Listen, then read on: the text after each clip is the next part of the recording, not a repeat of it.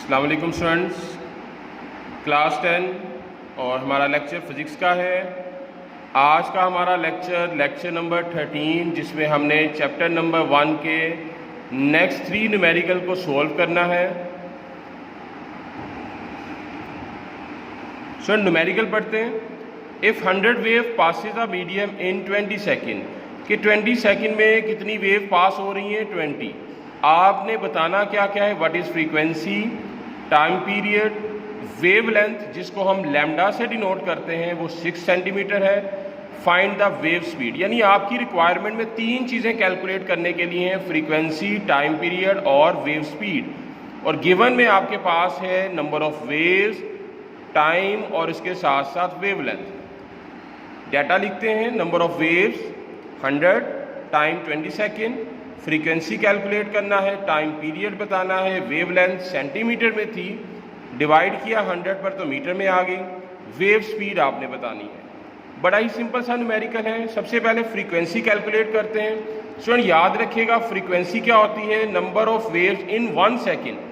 1 second में जितनी wave पास होती हैं, that is called its frequency. तो हम क्या करेंगे, नंबर ऑफ वेव्स को टाइम पे जब डिवाइड करेंगे तो हमारे पास फ्रीक्वेंसी की वैल्यू आ जाएगी 5 हर्ट्ज। एसजेड का मतलब होता है हर्ट्ज, जो कि फ्रीक्वेंसी का यूनिट है। उसके बाद आगे स्टूडेंट आता है टाइम पीरियड। टाइम पीरियड का फॉर्मूला हमें पता है कि time period is the reciprocal of frequency. तो T is equal to 1/f। उसके बाद f की वैल्यू लगाई हमने, जब इनको डिवाइड किया तो हमारे पास वैल्यू आ गई 0.2 सेकेंड। Very simple.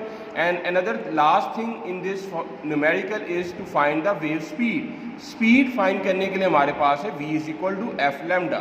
फ्रीक्वेंसी की वैल्यू लगाई, लैम्डा की वैल्यू हमने लगाई जो गिवन थी क्वेश्चन में। दोनों का जब मल्टीप्लाई कर दिया तो हमारे पास वेलोसिटी आ गई या वेव स्पीड आ गई। सो नेक्स्ट न्यूमेरिकल भी is also very easy. A vibrating bar has a frequency of 12 hertz. एक वाइब्रेटिंग बार की जो फ्रीक्वेंसी है 12 हर्ट्ज है, उसकी वेवलेंथ 3 सेंटीमीटर है और उसकी स्पीड आपने मालूम करनी है। फ्रीक्वेंसी 12 हर्ट्ज, वेवलेंथ जो है उसको सेंटीमीटर में था, 100 पे डिवाइड करके मीटर में चेंज किया तो आपके पास आ गया 0.03 मीटर। स्पीड मालूम करनी है तो speed is equal to v is equal to F lambda. ऊपर भी हमने ये रिलेशन लगाया। That relation is also called the wave equation. इस रिलेशन को हम वेव इक्वेशन भी कहते हैं। स्टूडेंट आपको पता है कि हमारे पास वेलोसिटी भी फाइंड करने के लिए फ्रीक्वेंसी और वेवलेंथ दोनों दी हुई हैं। हमने इन दोनों की वैल्यू को फिल किया। फिल करने के बाद जब हमने मल्टीप्लाई किया तो हमारे पास 0.36 मीटर आ गया इसका answer. Next numerical 10.7। A transfer wave produced on a spring has a frequency of 190 Hz। Wave जो कि इतनी फ्रीक्वेंसी की जनरेट हो रही है स्प्रिंग में, travel along the length of the spring. Spring की लेंथ दी हुई है इन 0.5 सेकेंड, टाइम दिया हुआ है। मालूम करना है आपने टाइम पीरियड, मालूम करना है आपने वेलोसिटी, मालूम करना है आपने वेवलेंथ।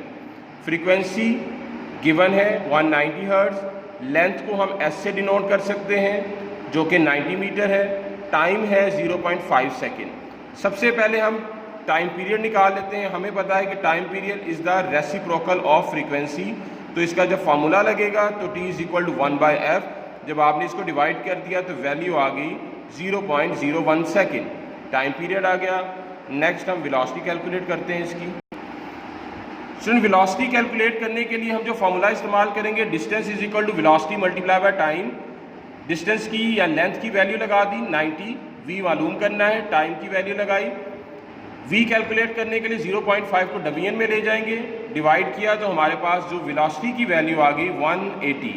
वेलोसिटी का यूनिट मीटर पर सेकंड होता है तो v is equal to 180 metre per second. Next जो आपने कैलकुलेट करना था वो वेवलेंथ थी यानी लैम्डा था। उसके लिए आप वेव इक्वेशन को इस्तेमाल करेंगे, v is equal to F lambda. Velocity की वैल्यू जो कैलकुलेट थी वो अप्लाई की। फ्रीक्वेंसी हमारे पास 190 थी क्वेश्चन में। वेवलेंथ को मालूम करना था। इस टर्म को यहाँ से लेकर के डिवीजन में डिवाइड किया तो हमारे पास लैम्डा की जो वैल्यू आ गई 0.95 मीटर। ये तो था स्टूडेंट हमारे न्यूमेरिकल्स। अगले 3 न्यूमेरिकल नेक्स्ट लेक्चर में करेंगे और उसके बाद चैप्टर नंबर 2 स्टार्ट कर देंगे। तब तक के लिए अल्लाह हाफिज़।